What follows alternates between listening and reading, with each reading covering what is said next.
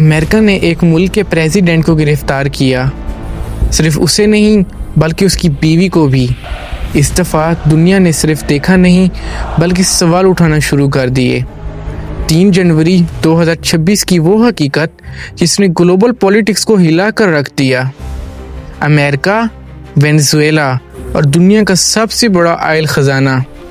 اس documentary میں ہم دیکھیں گے امریکہ اور وینزویلا کے درمیان وہ تناؤ جو ایک ہی رات میں کھلی جنگ بن گئے۔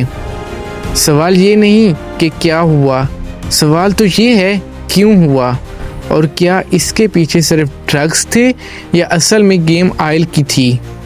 وینزویلا دنیا کا وہ ملک ہے جس کے پاس سب سے زیادہ آئل ریزروز ہیں۔ 2013 سے اس ملک پر نکولس مدورو حکمرانی کر رہے ہیں۔ امریکہ کا الزام تھا کہ مدورو ڈرگ سمگلرز کے ساتھ مل کر کام کرتے رہے اور نارکو ٹیررزم میں شامل تھے۔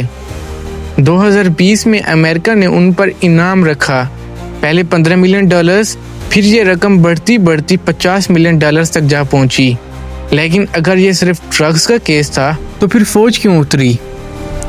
2025 میں اچانک تناؤ تیز ہو گیا۔ امریکہ نے وینزویلا کے قریب سمندر میں جہازوں کو نشانہ بنایا اور کہا کہ یہ کوکین لے جا رہے تھے۔ نومبر میں امریکہ نے کارٹل ڈی لاس سولز کو سیدھا ٹیررسٹ آرگنائزیشن قرار دے دیا۔ دسمبر میں مدورو کو ترکی میں جلاوطنی کی آفر ملی، مگر انہوں نے انکار کر دیا اور یہیں سے گیم بدل گئی۔ یہ آپریشن ایک دن میں پلان نہیں ہوا۔ سی ٹی اے کی ایک ٹیم اگست 2025 سے مدورو کی ہر موومنٹ ٹریک کر رہی تھی۔ 3 جنوری کو رات 2 بجے اچانک 150 سے زیادہ امریکن ایئر کرافٹ ہوا میں تھے، فائٹر جیٹس، بمپرز، ہیلی کاپٹرز اور ڈرونز۔ پہلے نشانہ وینزویلا کے ایئر ڈیفنس سسٹم کو بنایا۔ جیسے ہی ڈیفنس گرا، ڈیلٹا فورس کی اسپیشل ٹیم سیدھا ان کے پریزیڈنٹ کے گھر گئی۔ مدورو اور ان کی بیوی کو گرفتار کر لیا۔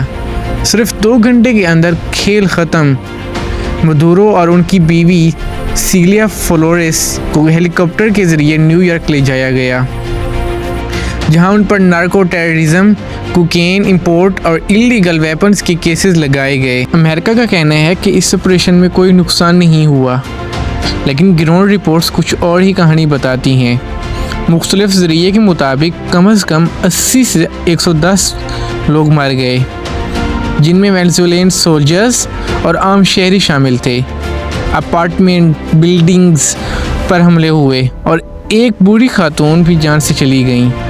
امریکہ کہتا ہے کہ یہ ڈرگز کے خلاف ایکشن تھا، لیکن ٹرمپ نے خود کہا کہ امریکہ وینزویلا کو تب تک چلائے گا جب تک سیف ٹرانزیشنز نہیں ہوتی۔